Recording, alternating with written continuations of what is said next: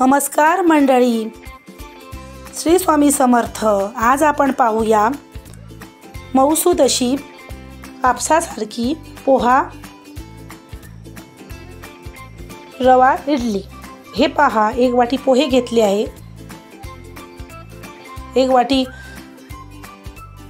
रवा घेतला आहे, अर्धी वाटी दही घेतला आहे, एक वाटी छोटी खोबरं घेतलं आहे, एक इनो, मूठभर कोथिंबीर, अर्धा चमचा मोहरी, अर्धा चमचा जिरे, लसूण पाकळ्या, एक चमचा मीठ, चिंच, 2 मिरच्या आणि कढीपत्ता। हे पहा, पोहे घालून घेऊया। एक वाटी घेतली होती, एकदम असे बारीक करून घेऊया। हे पहा, एकदम असं पीठ नाही करायचं, एकदम असे मोडसर वाटून घ्यायचे। आणि एक भांडं घेतलं आहे, भांड्यामध्ये आपण पोहे वाटले ना ते घालून घेऊया। आणि एक वाटी रवा घालून घेऊया, अर्धी वाटी दही, एकाच वाटीने प्रमाण घ्यायचं। एक वाटी पोहे, एक वाटी रवा आणि अर्धी वाटी दही। आणि खोबरं घेतले ते आपण मालवणी पद्धतीने खोबऱ्याची चटणी बनवणार आहोत म्हणून घेतलं। आणि थोडं पाणी घालून घेऊया आणि एकजीव करून घेऊया। थोडं पाणी घालायचं, मी व्हिडिओमध्ये सांगते, तुम्ही करा, खूप छान होतात ही इडली। हे पहा, पुन्हा घालून घेते, थोडं घालून घ्यायचं, आरामात एकजीव करून घ्यायचं।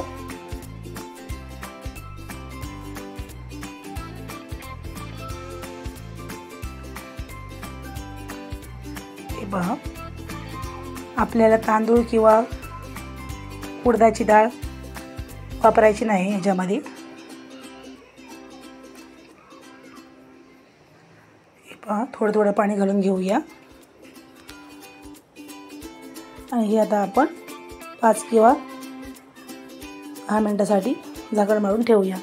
तोपर्यंत आपण चटणी करून घेऊया ओल्या खोबऱ्याची। हे पहा, छोटी एक वाटी मी खोबरं घेतलं आहे, कोथिंबीर मूठभर, थोडंसं मीठ, अर्ध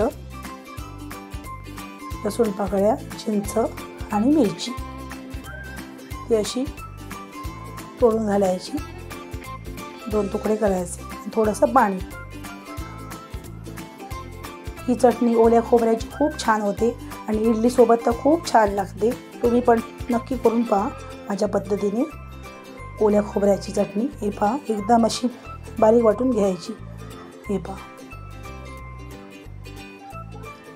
आता फोडणी करून घेऊया। हे पहा, तेल छानपैकी गरम होऊ दे, गरम झालं आहे। अर्धा चमचा जिरं आणि अर्धा चमचा मोहरी घालून घेऊया आणि कढीपत्त्याची पाने, आणि छानपैकी ती फोडणी केली, ती ओल्या खोबऱ्याची आपण चटणी केली ना, त्याच्यावर ओतून घेऊया। ही पहा, एकजीव करून घेऊया।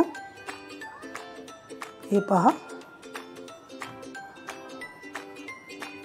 आता आपण आपल्या पोह्याचं आणि रव्याचं मिश्रण केलं ना, हे पहा, मस्त भिजलं आहे। आता पुन्हा थोडं पाणी घालूया आणि एकजीव करून घेऊया। थोडं पाणी घालून घ्यायचं। मुलांच्या सकाळच्या टिफिनसाठी किंवा सकाळच्या नाश्त्यासाठी खूप छान आहे, इडली होतात। हे पहा, आता त्याच्यामध्ये मीठ घालून घेऊया आणि इनोचं एक पाकिट, त्याच्यावर थोडंसं पाणी घालून घेऊया। हे पहा, पुन्हा ते एकजीव करून घेऊया। हे पहा, खूप असं मिश्रण पातळ करायचं नाही, खूप असं कोरडं ठेवायचं नाही।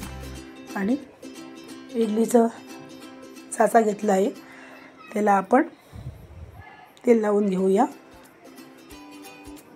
हे पहा, हाताने असं लावून घ्यायचं. हे पहा,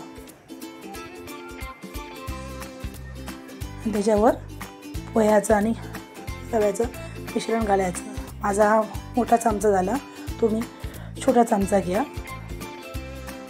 आरामात घालून घ्यायचं. हे पहा, खूप छान होतात ही इडली. तुम्ही पण नक्की करून पहा. फ्रेंड्स, अजूनपर्यंत माझ्या चॅनलला तुम्ही लाईक, शेअर, सपोर्ट नाही केलं तर करा.